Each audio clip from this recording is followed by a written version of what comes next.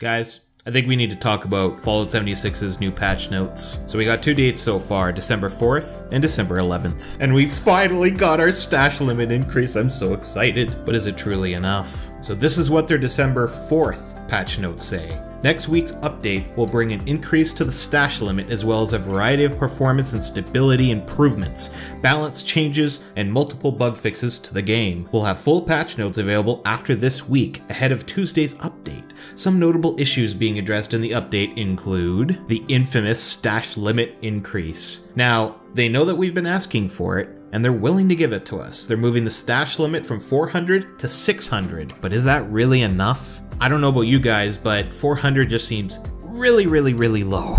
Like, extremely low. I need it to be at least 1,000. However, there is some hope. Apparently, they're going to be adding more in the future. They just want to see how the servers can handle the 600 increase. They're also giving us boss loot. Well, more boss loot. Now, I don't really know exactly how this works, because sometimes I got 1 piece, 2 pieces, 3 pieces. It kind of all depended for me, but it says here that players should correctly receive 2 to 3 items after taking down a boss, depending on the creature's difficulty and level. I mean, from what it sounds like, I think it's a great thing, because I mean, if I'm getting at least 2 or 3 items every single time I kill a boss mob, well, that's better than I usually get. I mean, sometimes bosses give me like 7 or 8 items, it's ridiculous, but I mean, balance is good. Okay, this next part's ridiculous. So, the cryolator effects, I guess it's like some kind of ice effect in the game, I've never really encountered it. The players hit with the cryolator are now chilled, frosted, or frozen depending on how many times they are hit. Their duration of movement speed reductions applied by these effects have also been decreased,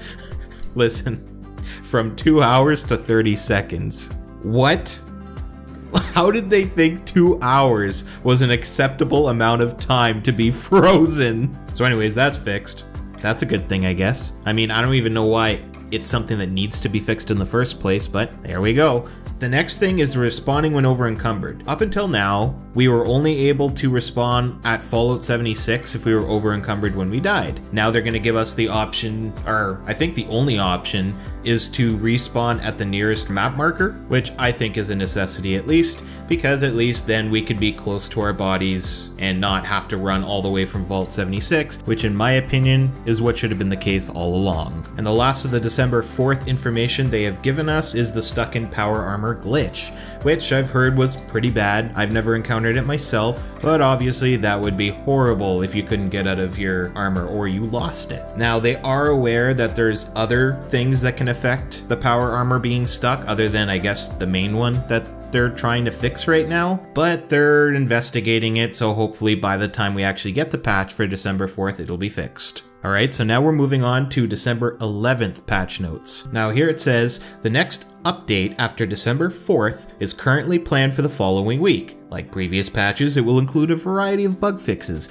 but we're also planning to bring some more notable changes and features to the game. You can catch a preview of these improvements below, and a full list of changes will be included in the December 11th patch notes. PC players rejoice! You got your push-to-talk settings for voice chat, your 21:9 resolution support, and a field of view setting are all being implemented. Although I'm a PS4 player when it comes to Fallout 76, I do play a lot of my games on the PC, so I understand why these things are important. Let's get to the juicy stuff though. The most important thing that I could see in this entire patch notes is the special respec. Now, I don't know about you guys, but it feels like I've been level 50 forever, and I've considered making multiple characters to try out different builds because there's no respec. But guess what we got? We got the special respec.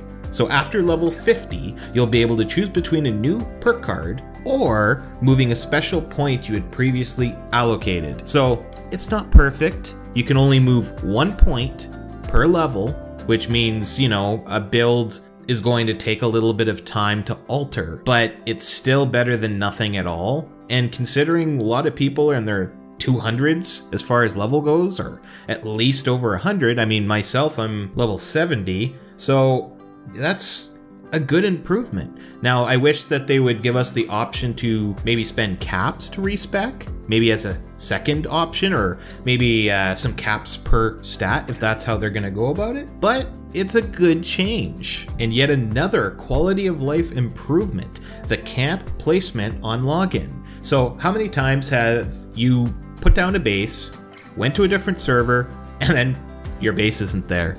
I mean, it happened to me like 3 or 4 times, and it really pisses me off because I actually put a lot of effort into my bases. I have everything set up, everything's all nice and decorated, and then I basically have to redo it or find a way to place the blueprint back down. And that's not even talking about the costs of doing these things. So the way it works now, at least as it's stated here, your camp will no longer be automatically blueprinted and stored if someone is occupying your location when you log into a server. Instead, you'll receive a notification that your space is occupied. If you decide to find a new home for your camp on that server, it will be free to do so.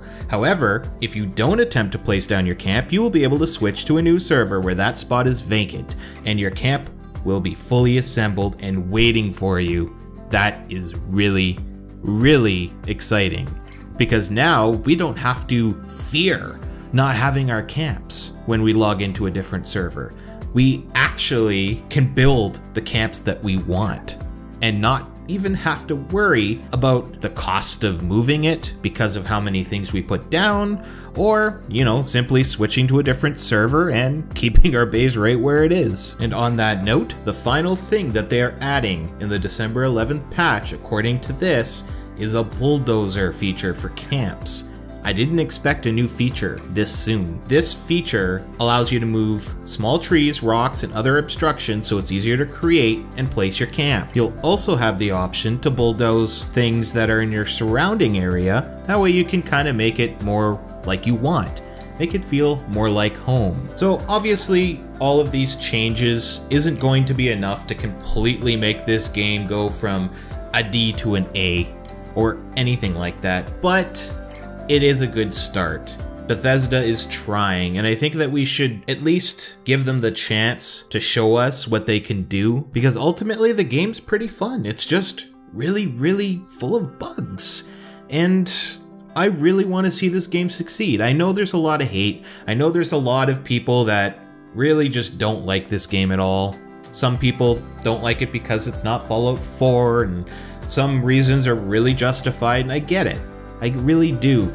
But as fans of the Fallout series, especially as fans of Fallout 76, I think we owe it to ourselves to at least see if they're gonna try to fix the problems of Fallout 76. Now, I am really curious to see if we're all on the same wavelength, so if you have anything to say about the patch notes or any comments toward Fallout 76, I'd like to see it in the comment section if possible. I think it would be awesome if we had a discussion, like a legitimate discussion, not one of those hate discussions or one-sided this game rocks discussions, but an actual discussion to talk about the problems that Fallout 76 has, the things that they're actually willing to fix, and what they can do in the future to make all of their fans happy. If you like this video, as always, make sure you hit that like button to show a little bit of a sign of support, and don't forget to subscribe if you want to see more content like this, and I'll see you in the next one.